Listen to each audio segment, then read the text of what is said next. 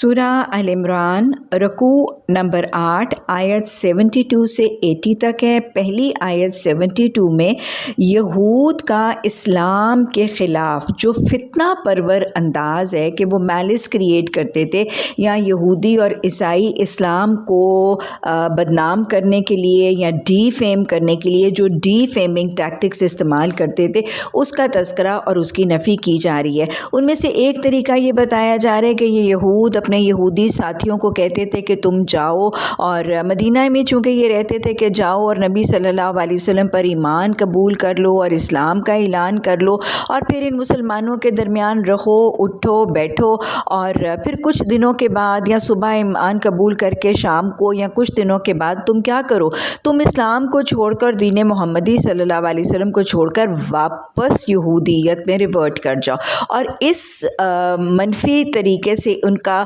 ये तासुर और ये इम्पैक्ट क्रिएट करना इनका मकसद होता था कि वो मदीना के लोगों को ये दिखाएं कि ये यहूदी जो अहले किताब हैं, पीपल ऑफ द बुक हैं, जो बड़े मोतबर समझे जाते थे हामिले किताब होने की वजह से मदीना के मुशरिकीन में, तो ये हामिले किताब, अहले किताब, अगर इन्होंने इस्लाम कबूल किया है और दीन मोहम्मदी सल्लल्लाहु अलैहि वसल्लम में कुछ दिन रहने, उठने, बैठने के बावजूद, इसको खंगालने के बावजूद अगर ये वापस रिवर्ट कर गए हैं, तो उन्होंने इस दीन में और इन दीन वालों में कोई झोल, कोई कमियां, कोताहियां देखी हैं।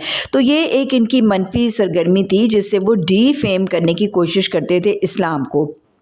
इसके बाद आयत 73 और 74 में अहले किताब की जो बाहमी इस्लाम दुश्मन साजिशें हैं कि वो कहते थे कि जो रसूलुल्लाह सल्लल्लाहु अलैहि वसल्लम के आने की पेशन गोइयाँ तुम्हारी किताब में दी गई हैं, वो किसी को ज़ाहिर ना करो और उनको हक़ ना बताओ। तो अल्लाह सुब्हाना ताला ने ये फरमाया है कि जो हक़ को ज़ाहिर करना अल्लाह चाहेगा उसको कोई छुपा नहीं सकता। आयत नंबर 75 में फिर यहूद की दो किस्म की शख्सियतों का तज़किरा किया गया है। पहले वो लोग जिनके हवाले से एक शख्स बताया गया है जो बहुत ही अमानतदार है, और उसकी अमानतदारी के हवाले से अल्लाह ने ये तज़किरा किया है कि वो इतना अमानतदार है कि अगर उसको ढेर सा भी क़िंतार, ढेर सा सोना और माल भी सौंप दिया जाए तो वो ख़यानत नहीं करता और अमानतदारी का हक़ अदा करके उसको लौटाने से इनकार नहीं करता। असल में ये आयत जो है वो एक अहले किताब सहाबी हज़रत अब्दुल्ला बिन मसूद रज़ी अल्लाह ताला अन्हु के हक़ में है, जिनके मिजाज में कबूल इस्लाम से पहले कुछ मोमिनाना सिफ़ात थी। एक तो वो सच बोलते थे, वादा निभाते थे, इफ़ाए अहद करते थे और अमानत में ख़यानत नहीं करते थे।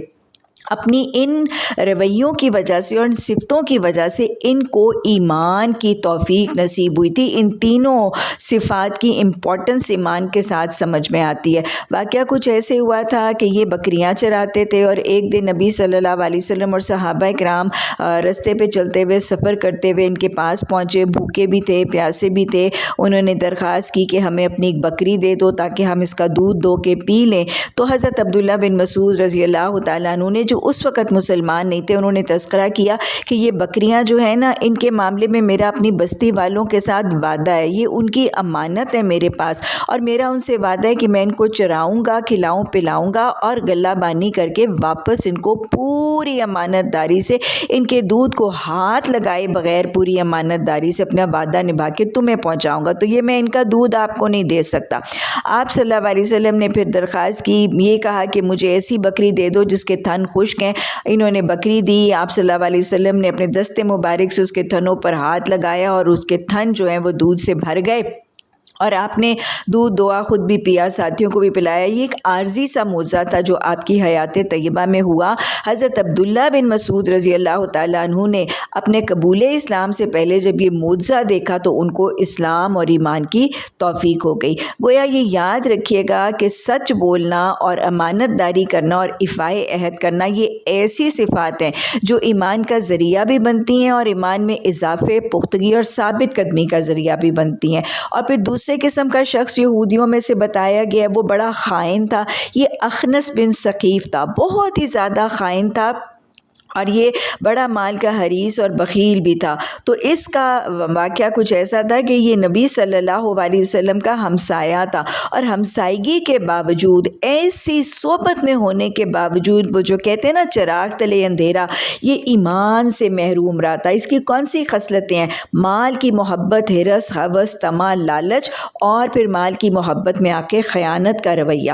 تو یاد رکھیے گا، ایسے رویے جب انسان کی زندگی میں ہوں تو یہ ایمان میں رکاوٹ بھی بن جاتے ہیں، اور ایمان کی اضافے اور ثابت قدمی میں بھی نقصان کا ذریعہ بنتے ہیں۔ کیونکہ ہم جانتے ہیں نا کہ وہ منافق ہے جس کی 4 علامتیں، آپ نے فرمایا آیت المنافق ربا، منافق کی 4 علامتیں، اگر وہ چاروں علامتیں ہیں تو وہ پکا منافق ہے۔ کیسے؟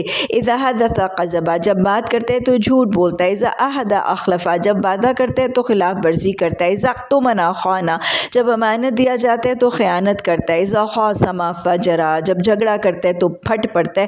اللہ ہمیں ان منافقانہ رویوں سے بچنے اور پھر اپنے ایمان کی حفاظت کرنے کی توفیق عطا فرما۔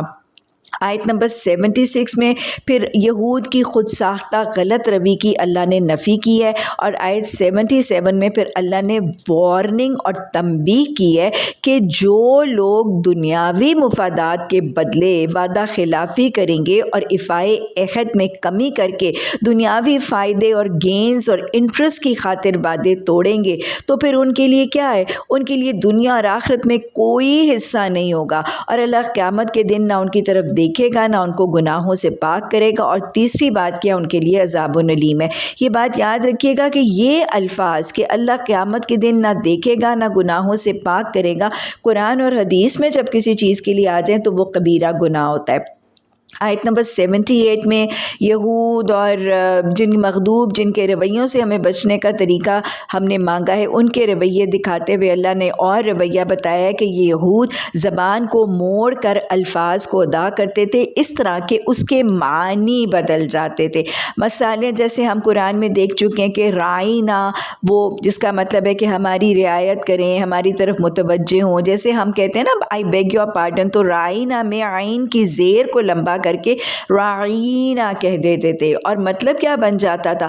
ہمارے چرواہے۔ آپ کی گستاخی اور آپ کی اہانت کے لیے رعینا کو رعینا کہتے تھے آپ کی محفلوں میں۔ اور پھر جب ان کو حکم دیا گیا تھا کہ جب تمہیں فتح ملے گی تو حتتن کہنا، یعنی اپنی بھی بخشش مانگنا، لوگوں کو بھی معاف کرنا، لیکن اس کی بجائے انہوں نے ہنتتن یعنی قوم کو معاف کرنے کی بجائے ظالم جابر فاتح بنے تھے اور ان سے گندم کے خراج کا مطالبہ کرتے تھے۔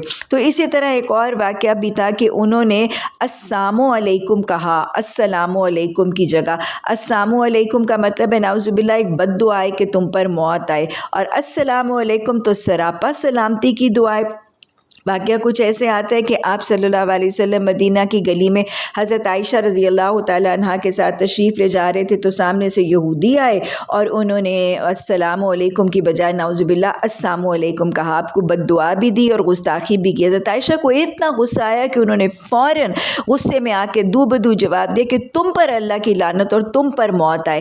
آپ نے جب یہ جواب سنا تو آپ نے فرمایا عائشہ، اللہ بد گوئی کو پسند نہیں کرتا۔ اللہ اکبر! ذرا دیکھیں یہ کن کے حوالے سے آپ نے حضرت عائشہ رضی اللہ تعالیٰ عنہ کو اپنی ضبط لسان اور زبان کو کنٹرول کرنے اور غصے کو ایکسپریس کرنے سے روکا۔ وہ جو خون کے پیاسے آپ کے جانی دشمن منہ در منہ آپ کو موت کی بد دعائیں دینے والے ہیں، ان سے بھی آپ نے منع فرمایا، اور آپ نے فرمایا تم نے دیکھا نہیں میں نے کیا کہا؟ آپ نے فرمایا وعلیکم۔ تو گویا اہل کتاب اگر سلام کریں تو ان کے جواب کا طریقہ وعلیکم سنت سے ثابت ہے۔ آیت 79 اور 80 میں اہل کتاب کا جو غلط اور شرکیہ عقائد تھے ان کی نفی اور تردید کی گئی ہے، اور یہ بتا دیا گیا ہے کہ ان کو یہود اور عیسائیوں کو بتایا گیا کہ یہ کبھی نہیں ہو سکتا کہ ایک نبی اپنے پیروکاروں کو بحیثیت بشر وہ یہ حکم دے کہ تم میری عبادت کرو یا مجھے الہ بنا لو، یا تم فرشتوں اور نبیوں کو الوہیت اور اللہ کے مقام پر پہنچا دو۔ یعنی انڈائریکٹلی یہود جو حضرت عیسیٰ کو عیسیٰ ابن اللہ اور حضرت عزیر کو عزیر ابن اللہ کہتے تھے اور الوہیت کے درجے پر پہنچا کر شرک کرتے تھے، اس کی نفی اور اس کی کانٹرڈکشن اور تردید کی گئی ہے۔ اللہ توحید کو سمجھنے، اس پر جمنے اور اسی پر ڈٹنے کی توفیق عطا فرما، شرک کو پہچاننے، شرک سے بچنے اور شرک سے کراہت کرنے کی توفیق عطا فرما۔